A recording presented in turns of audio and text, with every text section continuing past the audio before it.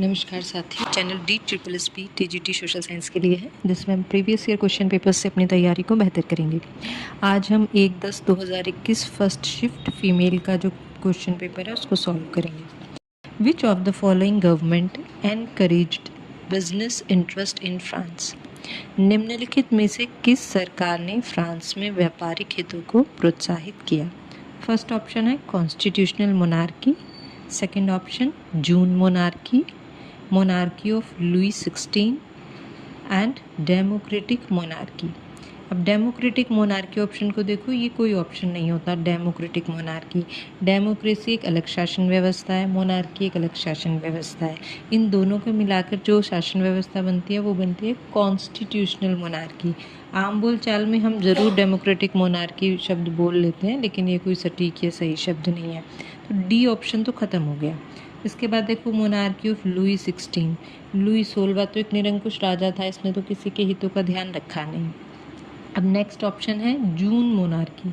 जून monarchy कुछ नहीं होता, जुलाई मोनार्की होता है। अब ये जुलाई मोनार्की क्या था? देखो, जब 1815 में नेपोलियन हार गया था ना, तो वापस किसी का तो शासन आया होगा, तो बूर्बो वंश दोबारा से फ्रांस में आ गया। तो लुई 18 राजा बना, फिर चार्ल्स 10 आया, और चार्ल्स 10 बहुत ही ज़्यादा निरंकुश था, तो जनता ने इसका विरोध किया था। और ये विरोध कब किया था? 1830 में जुलाई में। तो जब 1830 में जुलाई में चार्ल्स 10 को हटाकर नया राजा आया लुई फिलिप, तो इसी को बोलते हैं जुलाई मोनार्की। क्यों? लुई फिलिप ने क्या किया था? वापस कॉन्स्टिट्यूशनल मोनार्की की स्थापना की थी। और इसने एक काम और किया था, इसने ना व्यापारिक वर्ग को ज़्यादा फ़ायदा पहुंचाया था। तो अगर यहाँ पे जुलाई मोनार्की होता तब तो ये ऑप्शन ठीक हो जाता, लेकिन जून मोनार्की है, इसलिए बी ऑप्शन गलत हो गया और फर्स्ट ऑप्शन हो गया सही। इसकी एक और एक्सप्लेनेशन है जो NCERT में दी गई है कि जब 1791 में संविधान बना लिया गया तो संवैधानिक राजतंत्र की स्थापना हुई फ्रांस में, और क्योंकि इसके बाद संपत्ति पे आधारित मताधिकार को लागू किया गया, तो इसके आधार पर इनडायरेक्ट वे में कुछ ऐसे काम हुए कि हम मान सकते हैं कि इससे व्यापारिक वर्ग को फ़ायदा हुआ होगा। ठीक है, लेकिन अब जैसे अगर ऑप्शन में कॉन्स्टिट्यूशनल मोनार्की नहीं होता और जुलाई मोनार्की होता तो बी ऑप्शन भी ठीक हो सकता था। Second question, Vallabhbhai Patel satyagraha was against the enhancement of land revenue in 1928। Vallabhbhai Patel का 1928 में कौन सा सत्याग्रह किया गया था जो राजस्व वृद्धि के खिलाफ था? अब एक एक ऑप्शन को देखो, जैसे चंपारण। चंपारण के बारे में हम क्या जानते हैं? चंपारण बिहार में नील की खेती के खिलाफ 1917 में गांधी जी ने यहाँ पे क्या किया? आंदोलन किया। अगला ऑप्शन क्या है हमारा? खेड़ा। खेड़ा कहाँ पे है? गुजरात में। 1918 में लगान वृद्धि के खिलाफ यहाँ पे फिर आंदोलन हुआ, और नेता कौन थे? गांधी जी। अब एक चीज़ ध्यान रखनी है कि इस आंदोलन में सरदार पटेल जी भी थे, लेकिन मुख्य भूमिका किसकी थी? गांधी जी की। अब ये ऑप्शन नहीं होगा। थर्ड ऑप्शन है हमारा अवध। अवध के बारे में, अवध में हम शुरू से ही देखते हैं कि नवाबों का शासन रहा है और अंग्रेजों की नीतियों का यहाँ खास प्रभाव रहा है। तो अवध के बारे में एक दो बातें जान लेते हैं। सबसे पहला नवाब कौन था यहाँ पे? सआदत अली खां। 1722 में सआदत अली खां। और अंतिम नवाब कौन था? 1847 से 56 में वाजिद अली शाह। इसी वाजिद अली शाह को कुशासन का आरोप लगाकर जो है डलहौजी ने हटा दिया था।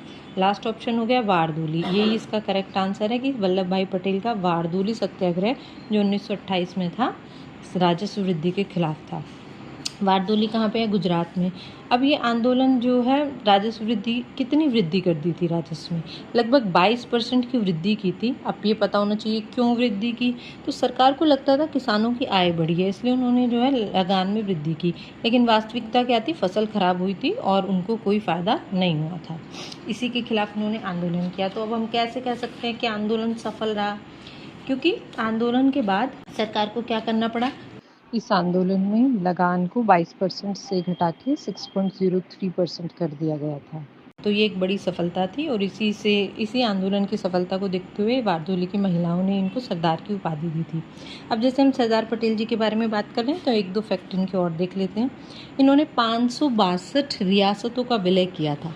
कहीं कहीं 565 भी लिखा मिलता है, लेकिन NCERT में 562 लिखा है। इनको लौह पुरुष भी कहते हैं। 31 अक्टूबर को इनका जन्म हुआ था, जिसको हम राष्ट्रीय एकता दिवस के रूप में मनाते हैं। और इनको भारत का बिस्मार्क भी कहा जाता है। क्यों कहा जाता है? क्योंकि इन्होंने भारत का एकीकरण किया था। जैसे बिस्मार्क ने जर्मनी के एकीकरण में भूमिका निभाई थी, सरदार पटेल ने भारत के एकीकरण में अपनी भूमिका निभाई थी। नेक्स्ट क्वेश्चन है हमारा कि the dash of Paris was a decree which abolished the guilds and eliminated monopolies. Paris में ये आदेश दिया जिसने गिल्ड को खत्म कर दिया। तो पहले पता हो कि गिल्ड क्या है। गिल्ड क्या होता था? गिल्ड एक ऐसा सिस्टम था कि किसी खास व्यापार में ना कुछ ही लोगों का अपना दबदबा होता था और वो बाहरी लोगों को उस व्यापार में आने से रोकते थे। उस व्यापार की नियम शर्तें वो सब तय करते थे। मतलब एक व्यापार पे कुछ ही समुदाय का, कुछ ही लोगों का अपना कंट्रोल होता था। तो इस सिस्टम को किसने ख़त्म किया? पहला ऑप्शन है संधि। संधि क्या होती है? दो या दो से अधिक देशों के बीच में कोई समझौता होता है, उसको संधि बोलते हैं। पॉलिसी, सरकार कोई नियम कानून बनाती है, उसको पॉलिसी या नीति बोलते हैं। समुदाय क्या होता है? ग्रुप ऑफ पीपल होता है। और जो लास्ट ऑप्शन है हमारा, ये ऑप्शन सी है, संसद।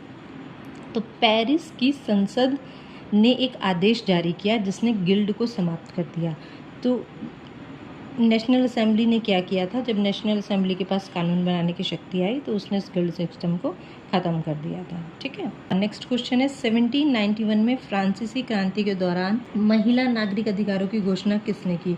इन 1791 who wrote a declaration of the rights of women and citizen during French revolution? First option है Germaine de Stael, Olympe de Gouges, Marie Antoinette and Sophie de Condorcet. NCERT में अगर हम देखेंगे हमें सीधा मिलेगा पेज नंबर 19 पे ओलंपा de गूज के बारे में। ये एक फ्रांसीसी लेखिका थी, राजनीतिक रूप से बहुत ज़्यादा सक्रिय थी और फ्रांसीसी क्रांति में इन्होंने भी महिलाओं ने महत्वपूर्ण भूमिका निभाई थी। और इनको उम्मीद थी कि अब जो नया कानून बनेगा, संविधान बनेगा, उसमें महिलाओं की भी काफ़ी भागीदारी होगी, उनको भी कुछ राजनीतिक अधिकार मिलेंगे। लेकिन ऐसा हुआ नहीं और जो कॉन्स्टिट्यूशन बना उसने क्या किया? पुरुषों के राजनीतिक अधिकारों की घोषणा की और महिलाओं को बिल्कुल वंचित कर दिया। तो इसके जवाब में ओलंपा दे गूज ने जो एक घोषणा पत्र तैयार किया उसका नाम था महिला और नागरिक अधिकार घोषणा पत्र। पहले तो इनके काफ़ी राजनीतिक क्लब वगैरह सक्रिय थे। धीरे धीरे जैकोबिन सरकार ने उनको बंद करना शुरू किया तो इन्होंने खुलेआम उनकी आलोचना की थी। इसी कारण इन पे राजद्रोह का मुकदमा चला और फाइनली इनको 3 नवंबर को 1793 में फांसी पे चढ़ा दिया। तो क्वेश्चन तो ये हमारा यहाँ पे क्लियर हो गया कि किसने महिला अधिकारों की जो घोषणा की है, घोषणा पत्र किसने लिखा है? ओलंपा दे गूज ने। अब बाकी ऑप्शंस क्या है? जर्मेन डे स्टॉल, ये कौन थी? जर्मेन डे स्टॉल, ये भी फ्रांस की क्रांतिकारी महिला हैं जो महिला अधिकारों की समर्थक है। इन्होंने नेपोलियन की आलोचना की है, उसकी तानाशाही का उन्होंने विरोध किया है। ठीक है। और मैरी एंटवानेट को हम सब जानते हैं, फ्रांस की जो है लुई सोल्वा की पत्नी है और ऑस्ट्रिया में इसका जन्म हुआ था। बहुत ही ज़्यादा खर्चीली थी इसलिए इसको मैडम डिफेक्ट भी कहते हैं। और फाइनली इसको भी 16 अक्टूबर 1793 को फांसी दे दी गई थी। लास्ट ऑप्शन सोफी डी कॉन्डोर्से, ये भी फ्रांस की महिला अधिकारों की समर्थक एक महिला हैं और इन्होंने एडम स्मिथ और थॉमस पेन जैसे दार्शनिकों के विचारों का फ्रेंच में अनुवाद किया था, इसके लिए जानी जाती हैं। Thank you very much.